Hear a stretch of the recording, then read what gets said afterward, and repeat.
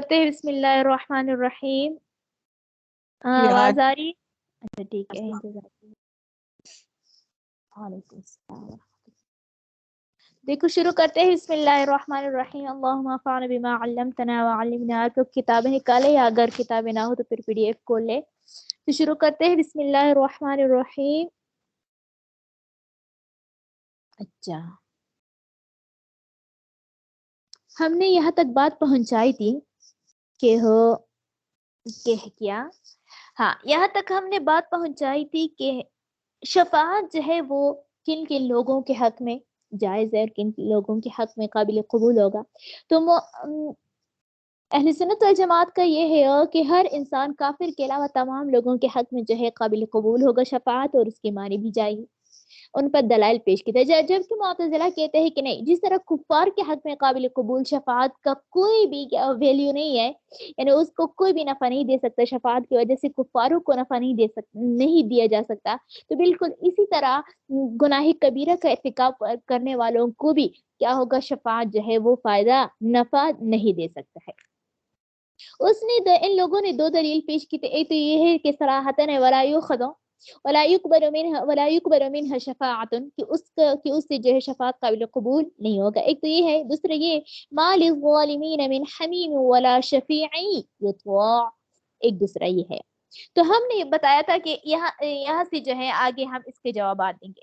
ہم نے تقریباً اس کی 3 یا 4 جوابات دیے ہیں. ان میں سے پہلا یہ ہے کہ جہاں تک پہلا جواب تو یہ ہے، پہلا جواب نہیں مانتے ہیں تو ہم نے دوسرا جواب دیا، پھر دوسرا جواب نہیں دیا، تیسرا جواب دیا، پھر تیسرا جواب بھی نہیں ہوا، چوتھا جواب بھی ہم نے الزامی دے دیا.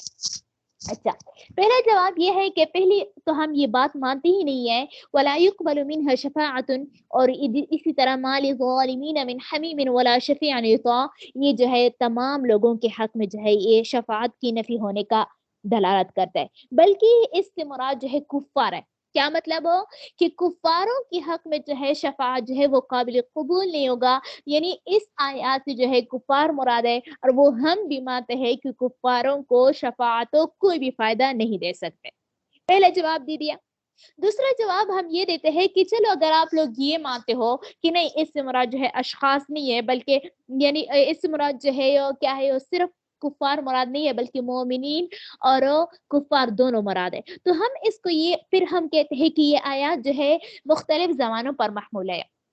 ہر زمانے پر شفاعت کی نفی ہونے پر یہ دلالت نہیں کرتے، بلکہ ایک ایسا زمانہ آئے گا کہ جس میں جو ہے شفاعت قبول نہیں ہوگا. جسی طرح سورہ نبا میں جو ہے یہ ہے من اذن له الرحمن وقال صوابا، کہ جس کو بھی جو ہے اللہ تبارک و تعالیٰ اجازت دے بات کرنے کا. اس سے معلوم ہوتا ہے کہ بات نہ کرنے کا پہلے، اس کو کسی کو بات کرنے کا پہلے کسی کو بھی اجازت نہیں ہوگا.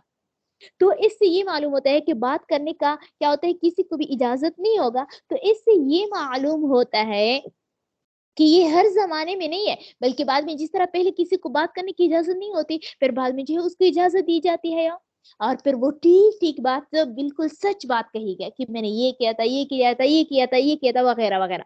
بالکل اسی طرح جو ہے شفاعت بھی بعض یعنی ایسے زمانہ آئے گی کہ اس میں شفاعت جو ہے کسی کی بھی نہ مومن کی حق میں قابل قبول ہوگا اور نہ کافر کے حق میں جو ہے قابل قبول ہوگا. لیکن جب وہ زمانہ گزر جائے پھر اس کے بعد جو ہے ایک اور زمانہ آئے گا، تو پھر اس میں جو ہے شفاعت جو ہے وہ قابل، اس کو پھر اجازت دیا جائے گا. جس طرح حساب و کتاب کا زمانہ ہوگا نا، اس میں شفاعت قابل قبول نہیں ہوگا. جب سب کچھ کلیئر ہو جائے، جنت اور جہنم کا فیصلہ ہو جائے، تو پھر جہنم میں جانے کے بچنے کے لیے جو ہے پھر شفاعت کی اجازت دی جائے گی. یہ دوسرا جواب دیا. پھر تیسرے جواب ہم یہ دیتے ہیں کہ چلو ٹھیک ہے، آپ لوگ نہیں مانتے ہو یہ پہلے دو جواب، تو تیسرے جواب بھی ہمارے پاس موجود ہے. آپ لوگ کہتے ہیں کہ نہیں، یہ مسلمان اور کفار دونوں کے حق میں ہے اور یہ ہر زمانے میں موجود ہے، تو پھر ہم اس سے مراد یہ لیتے ہیں کہ احوال مراد لیں گے، کہ بعض حالات میں جو ہے بعض حالات ایسے تقاضا کرتے ہیں تو اس میں شفاعت قابل قبول نہیں ہوگی، حتیٰ کہ کسی کو یاد کرنے کی بھی ہمت نہیں ہوگا، اور بعض حالات میں جو ہے شفاعت قابل قبول ہوگی. وہ اس طرح حضرت عائشہ رضی اللہ عنہا روایت فرماتے ہیں کہ حضور صلی اللہ علیہ وآلہ وسلم سے میں پوچھا کہ یا رسول اللہ، آپ کو قیامت کے دن اپنے گھر والوں کی یاد ہوگی تو یعنی یاد آئے گی کہ میں دیکھ لی ہوں یا وہ کہاں پہ وغیرہ وغیرہ، فکر جو ہوتی ہے نا، اپنے گھر والوں کی. تو حضور صلی اللہ علیہ وآلہ وسلم نے فرمایا کہ ہاں مجھے اپنے گھر والوں کی یاد ہوگی، لیکن سوائے 3 حالات. 3 حالات ایسے ہوتے ہیں کہ میں کسی کو بھی یاد نہیں کروں گا، میں کسی کو بھی یاد نہیں کروں گا. تو اسی طرح جو ہے یعنی وہ کون سے احوال ہے، ایک یہ کہ جب اعمال کو وزن کیے جاتے ہیں اس وقت، اور اس طرح جب اعمال جو ہے نام اعمال جو ہوتے ہیں اور رجسٹر جو ہوتے ہیں اعمال کے وہ جب دیے جاتے ہیں، اور تیسرا یہ کہ پولیس رات کے گزرنے کے وقت. تو ان 3 حالاتوں میں کوئی کیا کرے گا، کسی کو یاد بھی نہیں آئے گا، شفاعت کی جو ہے وہ تو دور کی بات ہے. اعاذنا اللہ من النار، اللہ تعالیٰ ہمیں بچائے. واقعی بہت زیادہ مشکل حالات ہے. آج کل پاکستان کے حالات بھی بہت زیادہ خراب ہے، ہمارے خود اپنے اعمال کی وجہ سے. حدیث میں آتا ہے نا، ان اعمالکم عمالکم، کہ خود تمہارے اعمال جو ہے وہ حکمران ہے. جب تمہارے اعمال اچھے ہو تو حکمران بھی اچھے ہوتے ہیں، اور جب اعمال برے ہو تو پھر کیا ہوتے ہیں، حکمران بھی کیا ہوتے ہیں، ظالم ہم آپ لوگوں کے اوپر مسلط کر لیتے. تو وہی والی بات ہے. بہرحال آپ لوگ دعا کر لیا کریں. تیسرا، اچھا یہ تو پہلے ہم نے یہ جواب دیا کہ یہ صرف کفاروں کے حق میں ہے، اس نے ریجیکٹ کیا. پھر ہم نے دوسرے جواب یہ دے دیا کہ یہ ہر زمانے میں نہیں ہے بلکہ بعض زمانے میں قابل قبول ہوگا اور بعض میں نہیں ہوگا، اس نے جو ریجیکٹ کیا. پھر تیسرے جواب ہم نے یہ دیا کہ ہو اس سے مراد جو ہے وہ احوال مراد ہے، کہ بعض احوال جو ہے وہ قابل قبول ہوگا اور بعض احوال قابل قبول نہیں ہوگا. تو اس نے بھی وہ بھی ریجیکٹ کیا. تو آخر میں ہم الزامی جواب دیتے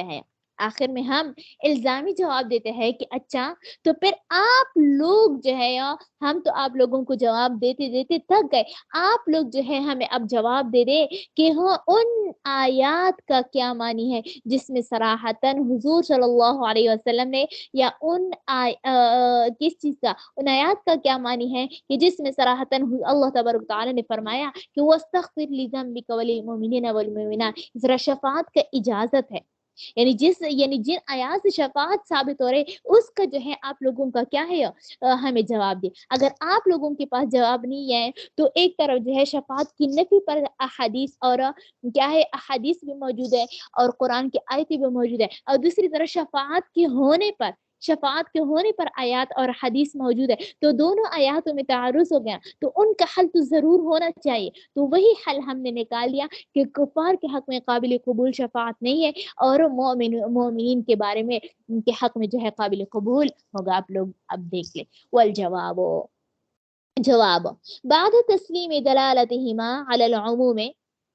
اچھا، والجواب، اور جواب جو ہے بعد تسلیم دلالتها علی العموم، یعنی پہلا جواب تو ہم نے دے دیا، یعنی کہ یہ پہلا جو ہے سے کفار مراد ہے، لیکن اگر علی العموم فی الاشخاص والازمان والاحوال، دیکھو اشخاص سے جو ہے ہم نے پہلا جواب دیا کہ اشخاص جو ہے وہ کیا ہے، یہ شخصوں کے متعلق ہے کہ کفاروں کے حق میں قبول نہیں ہے، مومنوں کے حق میں قبول ہے. ازمان سے ہم نے دوسرا جواب دیا کہ زمانوں پر محمول کرتے ہیں. احوال سے ہم نے تیسرا جواب دیا. اب اول جواب بعد تسلیم دلالتها علی العموم، یہ پھر آخر تک جو ہے یہ پورا یہ جوابات کا جو ہے اس میں کیونکہ اختصار لاتے ہیں نا تو ہم تفصیلاً پڑھاتے ہیں. تو دیکھو والجواب، جواب بعد تسلیم دلالتها، ان آیات کا کی دلالت کو تسلیم کرنے کے بعد، کس چیز پر دلالت کی تسلیم کے بعد، علی العموم، عام عمومیت پر ان کی دلالت کو تسلیم کرنے کے بعد، فی الاشخاص یعنی اشخاص میں بھی عام ہے، والازمان ازمان میں بھی عام ہے، والاحوال احوال میں بھی عام ہے، انہو یجب، تو پھر جو ہے وہ کیا ہو جاتا ہے، واجب ہو جاتا ہے تخصیصها. چھوٹا جواب جو ہوتا ہے جو کہ الزامی ہم نے بتا دیا کہ ان کی آیات میں تعارض آتا ہے، تو تعارض کو دور کرنے کے لیے یجب، واجب ہے، تخصیص ہے، ان آیات کو مختص کرنا بالکفار، کفار کے ساتھ، جمعا بین الادلۃ، تاکہ دلائل کے درمیان جو ہے وہ کیا ہو جائے، اجتماع پایا جائے، تاکہ دلائل کے درمیان جو ہے وہ کیا ہو جائے، اتفاق آ جائے، تطبیق آ جائے. تو ان کی وجہ سے ہم کہیں گے کہ یہ کفاروں کے ساتھ خاص ہے، نہ کہ جو ہے وہ مسلمانوں، تاکہ کیا ہو جائے، دونوں آیتوں کے درمیان جو ہے وہ تعارض نہ ہو جائے. آگے جو ہے وہ کیا کر دیا، عمومی ان تمام جتنے بھی ہم نے بحث پڑھ لیا ان تمام کا خلاصہ بیان کرتے ہیں کہ جب یہ بات ثابت ہو گیا کہ اہل کبائر کو معاف کیا جا سکتا ہے، اس طرح شفاعت جو ہے اہل کبائر کے حق میں بھی جو ہے وہ کیا ہے ممکن ہے، یعنی اس کا اثبات ہے۔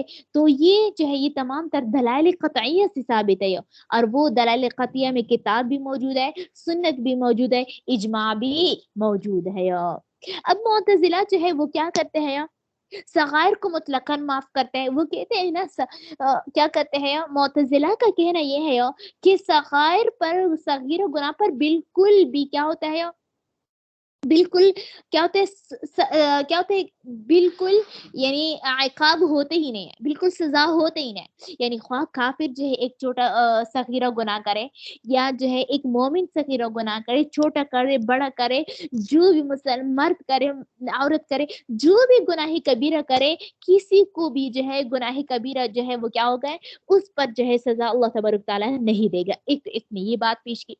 دوسرا اور ان کبائر پر بھی، وہ بڑے بڑے گناہ جو ہے نا، جس نے اس سے توبہ کی، اس کو بھی جو ہے ان بڑے بڑے گناہ کبیرہ پر بھی کیا ہوگا، سزا نہیں ہوگا۔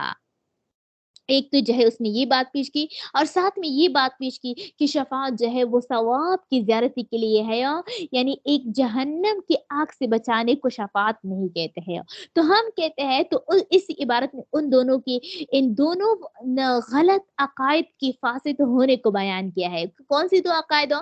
ایک تو یہ کہ صغائر کو مطلقاً معاف کرنا، اور اس طرح گناہ کبیروں کو توبے کے ساتھ معاف کرنا، اور اسی طرح یہ تو ایک ہی بات ہو گئی نا۔ اور دوسری یہ کہ شفاعت کو ثواب درجات کی بلندی کے لیے ہے، نہ کہ معاف کرنے کے لیے۔ تو یہ دونوں عقائد ہیں، ان دونوں کے باطل ہے۔ شارح رحمۃ اللہ علیہ فرماتے ہیں، وہ کیوں؟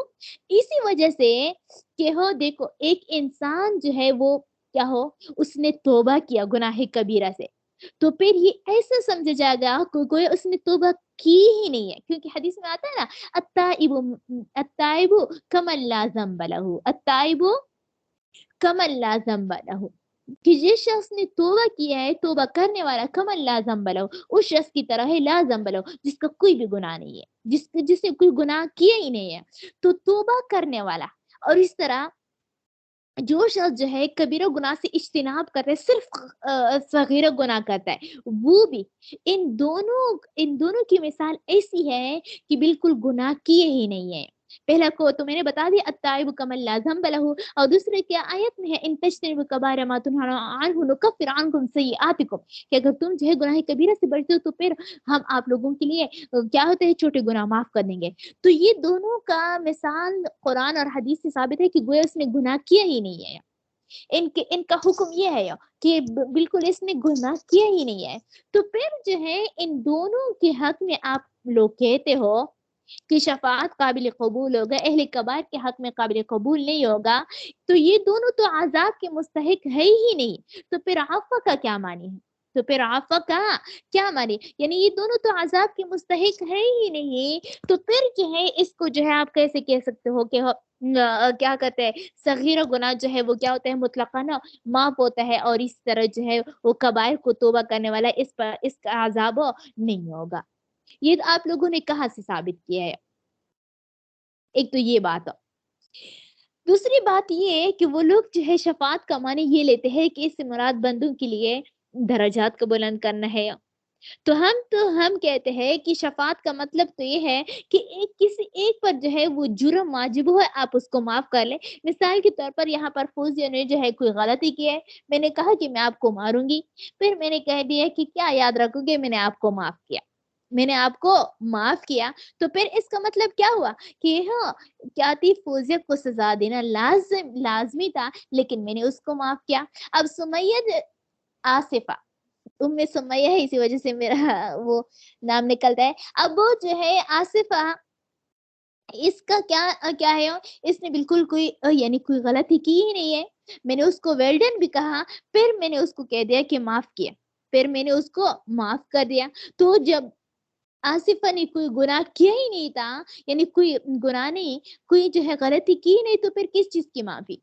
پھر کس چیز کی معافی؟ تو پھر وہی والا ہم جواب دیتے ہیں کہ شفاعت کے معنی تو یہ ہے کہ کسی کے اوپر کسی کو معاف کرنا، کسی کو معاف کرنا. تو معاف تب ہوتا ہے نا کہ جب اس نے گناہ کیا ہی ہو، جب گناہ کیا ہو. اور گناہ جو ہے وہ اہل کبائر ہی کرتے ہیں، بڑے گناہ جو ہے وہ گناہ کرتے ہیں، بڑے گناہ کرنے والا گناہ کرتے ہیں. تو تب جو ہے اللہ تبارک تعالیٰ رسول کی یا نبی کی یا علماء کی یا جو ہے شہداء کی جو ہے بات سن لیتے ہیں اور اس کو معاف کر لیتا ہے، اور اس کا جو گناہ ہوتا ہے وہ معاف کر لیتا ہے، اس کو جنت میں داخل کر لیتا ہے. جو دوزخ واجب ہوتا وہ اسی دوزخ سے نکال کر اس کو جنت میں داخل کر لیتا ہے.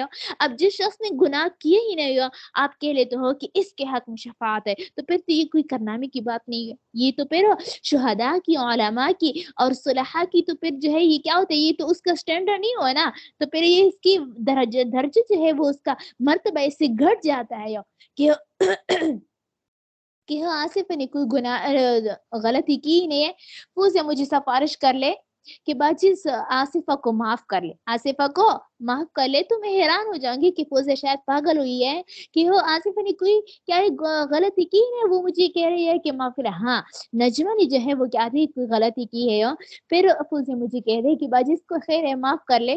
تو پھر میں اس کو معاف کرے تو اس کو کہتے ہیں کیا؟ شفاعت. تو اس کو کہتے ہیں شفاعت. اسی وجہ سے اب ان دونوں کے عقائد جو ہے وہ کیا ہے، قرآن اور حدیث کی روسی جو ہے وہ کیا ہے، غلط ہے.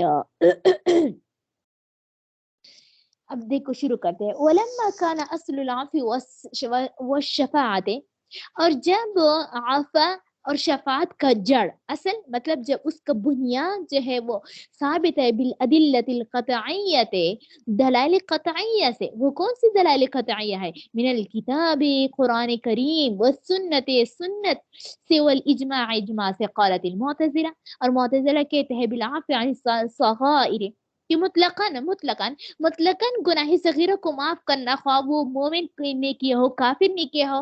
وعن الکبائر، اور اس طرح کبیرہ گناہ کو معاف کرنا بعد توبہ کی بعد.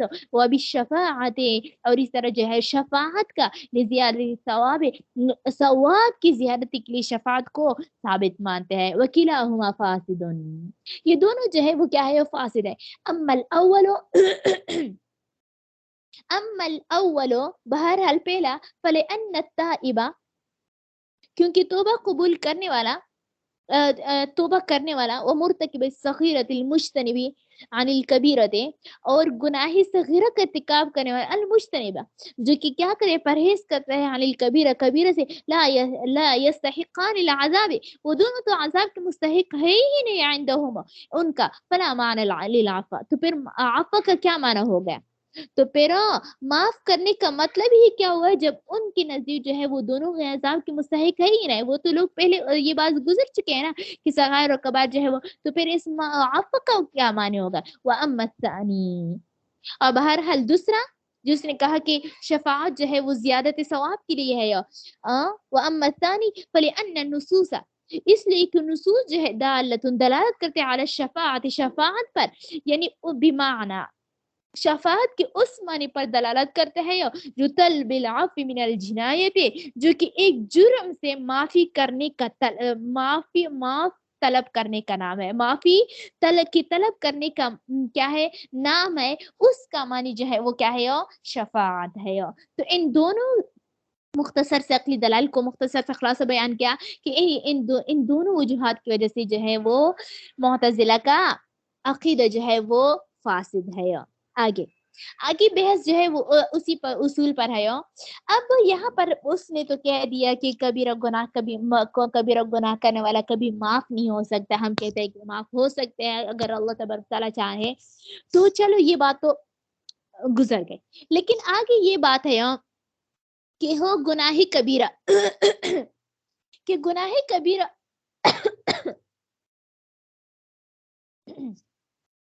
کہ گناہ کبیرہ جو ہے، گناہ کبیرہ کا ارتکاب کرنے والا اگر وہ توبہ کے ساتھ مر جائے، اس نے توبہ کر لیا پھر اس کے بعد مر گیا، تو پھر تو سب کے نزدیک جو ہے وہ ہمیشہ ہمیشہ کے لیے جہنم میں نہیں رہے گا، بلکہ اگر اللہ تبارک تعالیٰ نے یعنی اگر اللہ نے معاف کرنا چاہے تو پھر تو جہنم میں بالکل بھیجے گا ہی نہیں، فوراً جو ہے جنت میں بھیج دے گا۔ اب یہاں پر اس مسئلے میں یہ ہے کہ اگر گناہ کبیرہ کا ارتکاب کرنے والا بغیر توبہ کی جو ہے وہ کیا کر دیا ہے، مر جائے، تو آیا وہ مخلد فی النار میں ہوگا؟ کیا مطلب؟ یعنی وہ ہمیشہ کے لیے جہنم میں رہے گا، جس طرح کفار جو ہے ہمیشہ ہمیشہ کے لیے جہنم میں رہتے ہیں؟ تو اس میں اختلاف ہے۔ اہل سنت والجماعت کا عقیدہ یہ ہے کہ نہیں، گناہ کبیرہ کرنے والا چونکہ مومن ہے اور مومن کا آخری ٹھکانہ وہ جنت ہے، تو اسی وجہ سے مخلد فی النار نہیں ہوگا، بلکہ اپنی سزا بھگتنے کے بعد پھر دوبارہ وہ جنت میں یعنی جو ہے جہنم سے نکل کر جنت میں جائے گا۔ جبکہ معتزلہ کہتے ہیں کہ نہیں، جس طرح کفار جو ہے وہ مخلد فی النار ہے، یعنی ہمیشہ ہمیشہ کے لیے جہنم میں جائیں گے اور وہاں رہیں گے ہمیشہ ہمیشہ کے لیے، بالکل اسی طرح جو ہے اہل کبائر بھی کیا ہوں گے، ہمیشہ ہمیشہ کے لیے جہنم میں جائیں گے۔ پہلی دلیل ہماری، ہم پہلے دلائل ذکر کریں گے۔ پہلی دلیل جو ہے ہماری قرآن میں آیت ہے سورۃ الزلزال کا، فَمَن يَعْمَلْ مِثْقَالَ ذَرَّةٍ خَيْرًا يَرَهُ، فَمَن يَعْمَلْ مِثْقَالَ ذَرَّةٍ خَيْرًا يَرَهُ، کہ جو شخص فَمَن يَعْمَلْ، پس جو شخص عمل کرے، مثقال ذرۃ،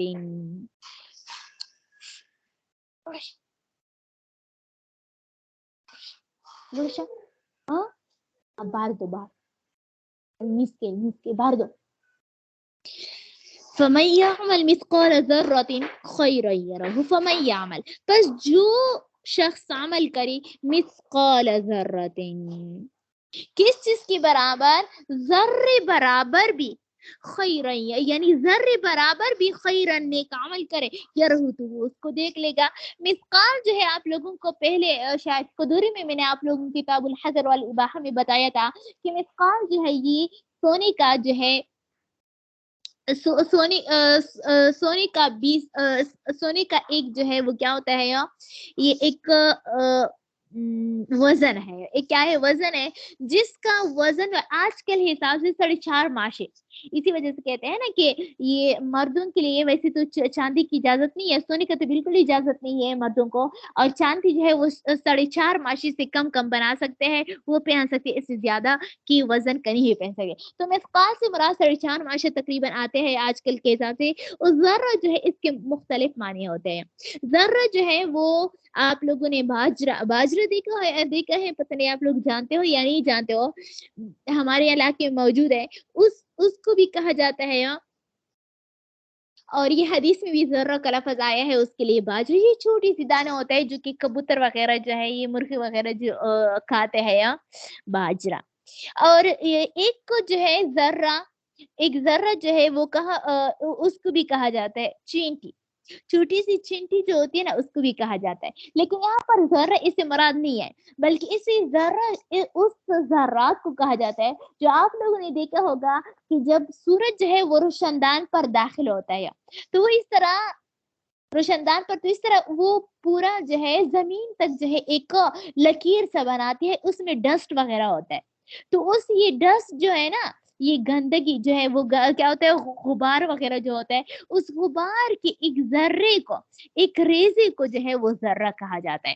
تو جو شخص بھی ذرے برابر بھی، دیکھو وہ کتنا زیادہ چھوٹا ہوتا ہے، اس کو کوئی پکڑ نہیں سکتا، تو جو کچھ اس غبار کے ذرے کے برابر بھی نیکی کرے، یرہو خیرن یرہو، تو وہ اس کو دیکھے گا، قیامت کے دن اس کا بدلہ دیکھے گا، یعنی اللہ تبارک تعالیٰ اس پر بھی عدل کرے گا، اس کا اجر دے گا۔ اب آپ لوگوں کو معلوم ہے کہ ایمان جو ہے خود بھی ایک نیکی ہے، ایمان کا لانا، اگر خود ایمان صرف ہو اور ان کے ساتھ کوئی بھی جو ہے نیک اعمال نہ ہو، پھر بھی جو ہے اس ایمان کا بھی بدلہ ملے گا۔ کیونکہ ایمان لانا خود بھی ایک نیکی ہے. تو اس سے یہ معلوم ہو گیا کہ ایمان کبھی اللہ تبارک و تعالیٰ قیامت کے دن اجر دے گا. اب ہم دیکھتے ہیں کہ اس کا اجر کسی طرح دیتا ہے.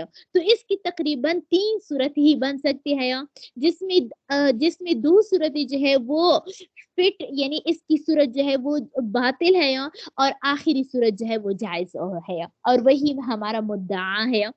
پہلا صورت یہ ہے کہ فرض کرے ہم یہ کر لے کہ ایمان کا، یعنی سوال یہ ہوتا ہے کہ ایمان کا بدلہ کب دیا جائے گا.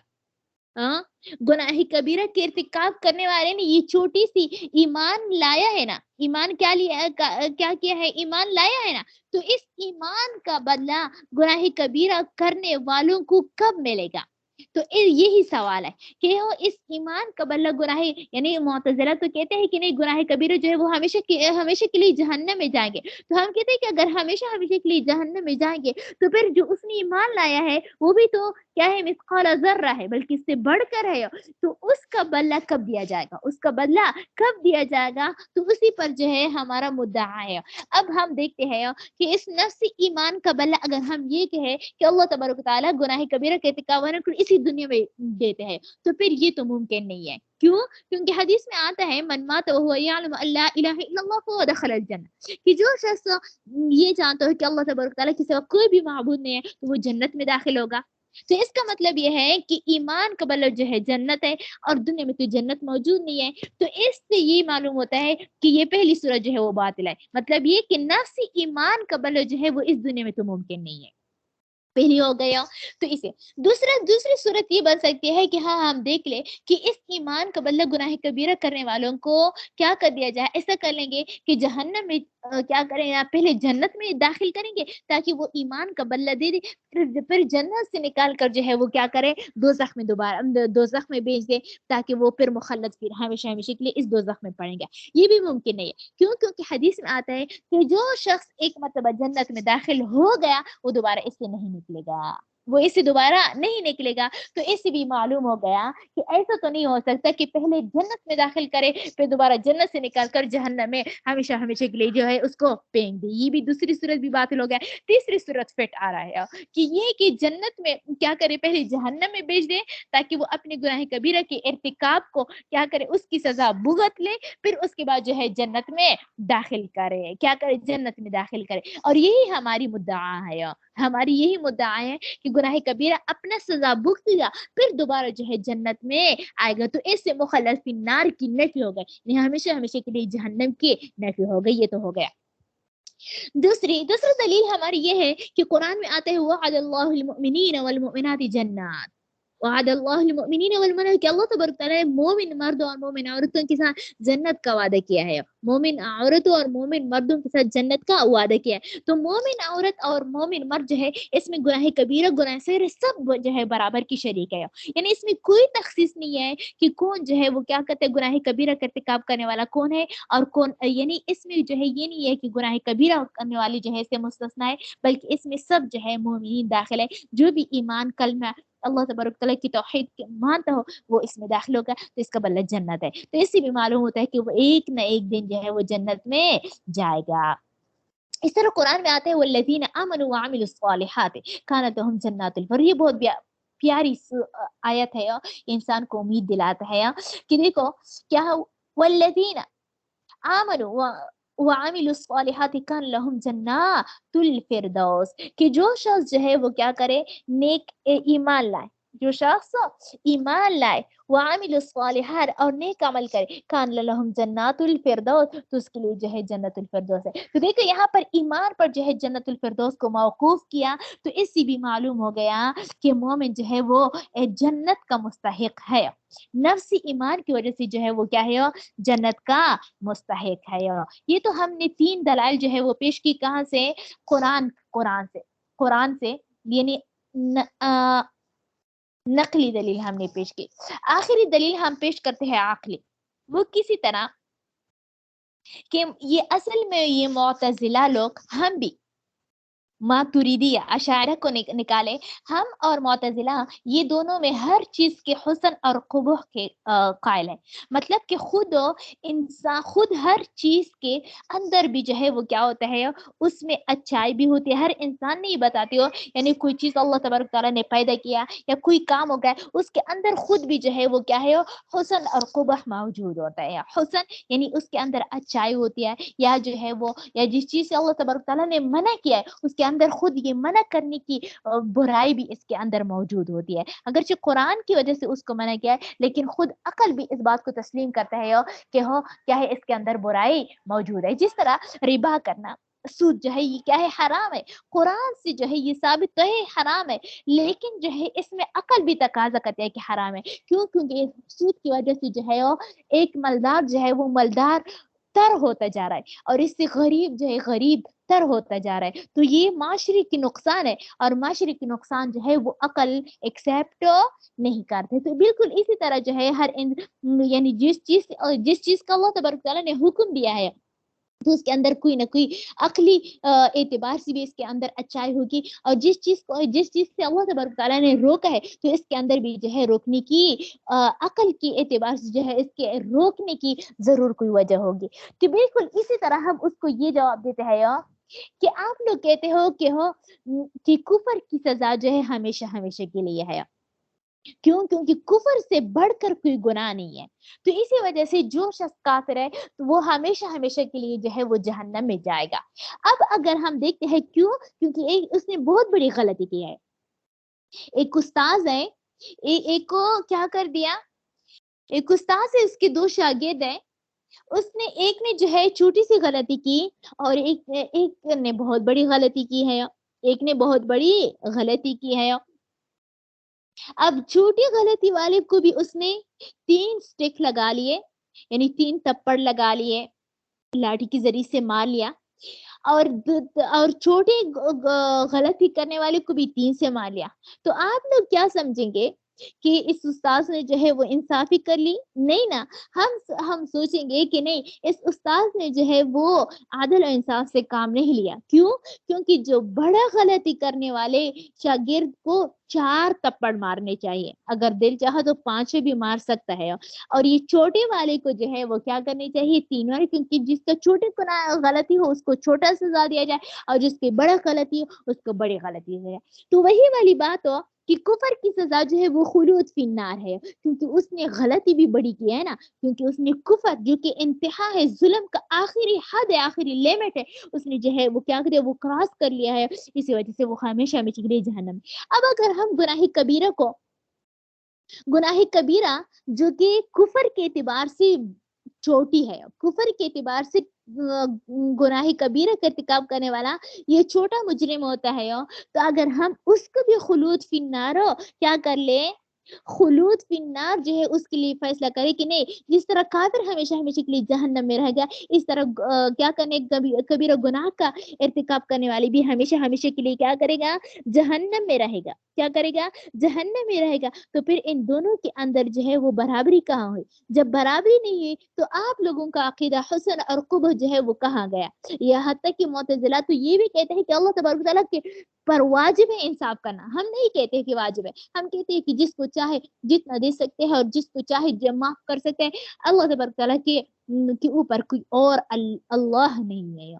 वो मुतज़िला कहते हैं कि नहीं, अल्लाह तबारक व तआला पर अदल और इंसाफ करना ये वाजिब है। तो हम कहते हैं कि आप लोगों का अकीदा तो ये है कि अल्लाह तबारक तआला पर अदल और इंसाफ करना वाजिब है। तो फिर जो है एक गुनाह कबीरा करने वाला जो छोटा मुजरिम है, और एक कुफर का इर्तिकाब करना जो बड़ा जुर्म है, इन दोनों का हुक्म ये लगा लिया कि दोनों हमेशा हमेशा के लिए जहन्नम में रहेंगे। तो फिर इसमें तो इंसाफ नहीं हुआ ना, तो फिर तो ये आप लोगों का अकीदा टूट गया। हालांकि आप लोगों को तो अकीदा है कि अल्लाह तबारक तआला जो है वो क्या करता है, अल्लाह तबारक तआला जो है वो इंसाफ करेगा, और अल्लाह तबारक तआला पर ये वाजिब भी है। तो फिर आप कैसे कर सकते हो ये बात? अब देखो,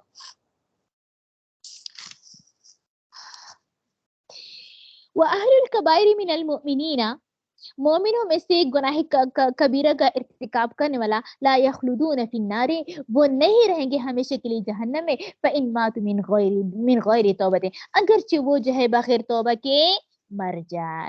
کیوں؟ لقوله تعالی، اللہ تبارک تعالیٰ کے اس قول کی وجہ سے فَمَن يَعْمَلْ مِثْقَالَ ذَرَّةٍ خَيْرًا يَرَهُ، وہ پڑھ رہی تھی نا ترجمہ. ونفس الایمان، دوسرا نہیں یہی دلیل ہے، ونفس الایمان عمل خیر، یہ اور ایمان، نفس ایمان، ایمان لانا ہی جو ہے وہ بھی ایک خیر ہے. لا یمکن، ممکن ہی نہیں ہے ان یرا جزاءہ قبل دخول النار، ان یرا کی دیکھ لے اس کا جزا، اس کا بدلہ، قبل دخول النار، جہنم کے دخول سے پہلے پہلے اس کا بدلہ نہ تو اس دنیا میں اور نہ جو ہے جہنم میں داخل ہونے سے پہلے پہلے اس کا بدلہ جو ہے دینا ممکن ہے. ثم يدخل النار، اور پھر جو ہے کیا کرے، یعنی پہلے جنت میں داخل کر لے اور پھر جو ہے آگ میں داخل کرے. لأنه باطل، کیونکہ یہ باطل ہے، بالاجماع، اجماع سے.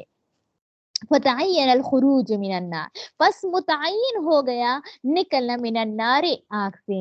ولقوله تعالی، دوسرا اللہ تبارک تعالیٰ کا قول وعد اللہ المؤمنین والمؤمنات جنات، کہ اللہ تبارک تعالیٰ نے مومن مرد اور مومن عورتوں کے ساتھ اللہ تبارک تعالیٰ نے جنات کا وعدہ کیا ہے.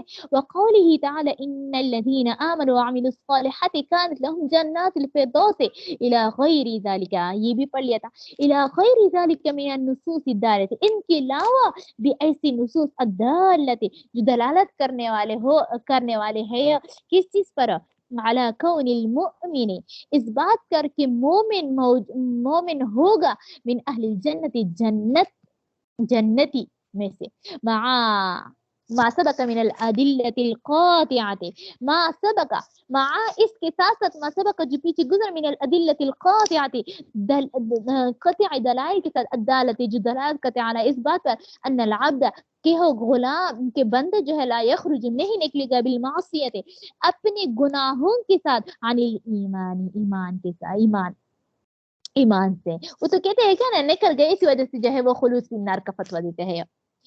وَأَيْضًا، اور اس طرح الخلود فی النار من اعظم العقوبات، اس طرح ہمیشہ ہمیشہ کے لیے جہنم میں رہنا یہ تو بہت بڑی جو ہے سزاؤں میں سے بہت بڑی سزا ہے. وقد جعل جزاء للکفر، اسی وجہ سے جو ہے اس سزا کو ہمیشہ ہمیشہ کے لیے جہنم میں رہنا، اس سزا کو مقرر کیا ہے جزاء بدلہ، للکفر الذی، اس کفر کے لیے، وہ اعظم الجنایات جو بہت بڑی جرم ہے.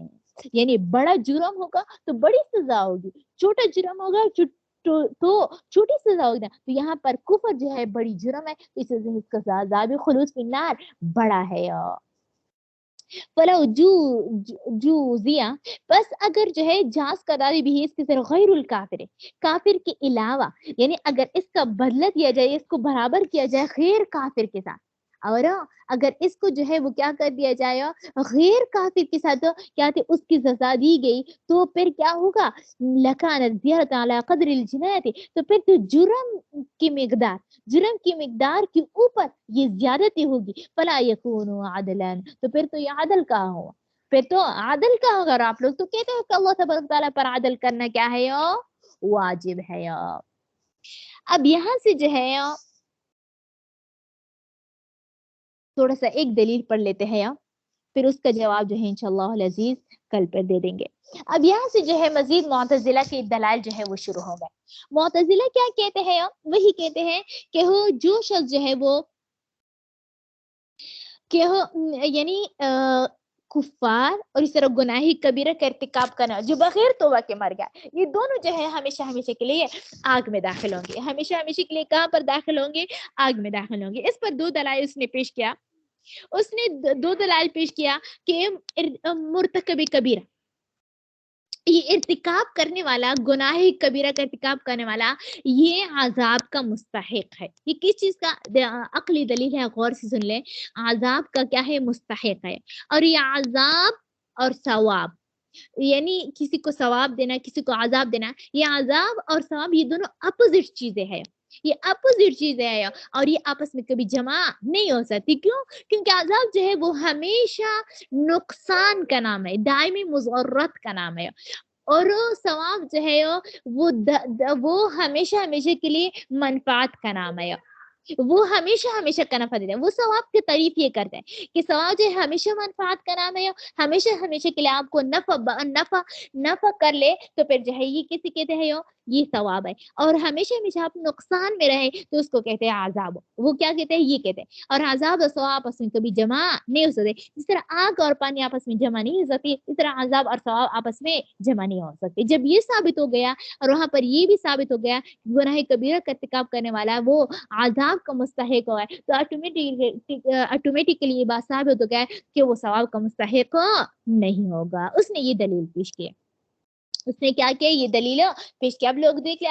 اب وذهبت معتزلہ گئے الى اس بات کی ان من ادخل النار کہ ہو جو ہے وہ جہنم میں داخل ہو گیا وہ خالد فیہا تو بس وہ ہمیشہ ہمیشہ کے لیے اس میں رہے گا. لأنہ اس لیے کہ اما کافر، یا تو وہ کیا ہوگا؟ داخل ہونے والا، یا تو کافر ہوگا، اور صاحب کبیرۃ، یا وہ گناہ کبیرہ کا ارتکاب کرنے والا ہوگا، مات جو مر چکا ہے بلا توبۃ، بغیر توبہ کے. اذا المعصوم، اس طرح معصوم مطلب کیا؟ جو گناہ جس نے بالکل گناہ کیا ہی نہیں ہو، والتائب، اور اس طرح توبہ کرنے والا، خواہ گناہ کبیرہ کیا ہو یعنی کیا ہو تب بھی جو ہے اس نے توبہ کیا، اور صاحب الصغیرۃ، اور اس طرح وہ گناہ کبیرہ کا، گناہ صغیرہ کا ارتکاب کرنے والا، اذا اجتنب الکبائر، جو گناہ کبیرہ سے اجتناب کر دے، لیس من اہل النار، وہ کیا ہوتے ہیں؟ وہ جہنمیوں میں سے نہیں. اعلیٰ اس بات پر ما سبق، جو گزر چکے ہیں، من اصولہم، ان کی اصولوں میں سے، وہی جو خلاصے میں ہم نے بیان کیا تھا. والکافر مخلد بالاجماع، اور کافر جو ہے وہ تو ہمیشہ ہمیشہ کے لیے جہنم میں رہے گا بالاجماع. یہ تو تمام لوگ کہتے ہیں، ہم بھی کہتے ہیں، سب لوگ کہتے ہیں کہ وہ ہے. وکذا صاحب الکبیرۃ، اور اسی طرح کبیرہ گناہ کا ارتکاب کرنے والا، ماتا جب وہ مر جائے بلا توبۃ، بغیر توبہ کے، بوجہین، دو دلالتوں کی وجہ سے، دو وجوہات کی وجہ سے جو ہے وہ ہمیشہ ہمیشہ کے لیے جہنم میں رہے گا. وہ کون سی وجوہات ہے؟ وہ ایک تو میں نے بتا دیا، اس کا جواب بھی باقی ہے، پھر انشاءاللہ العزیز اس کا ترجمہ کل پڑھیں گے کیونکہ ابھی ٹائم جو ہے وہ پورا ہے. باقی اگر کوئی سوال ہو تو پھر پوچھتے اور نہیں اسی پر اکتفا کرتے ہیں. جی کوئی سوال ہے؟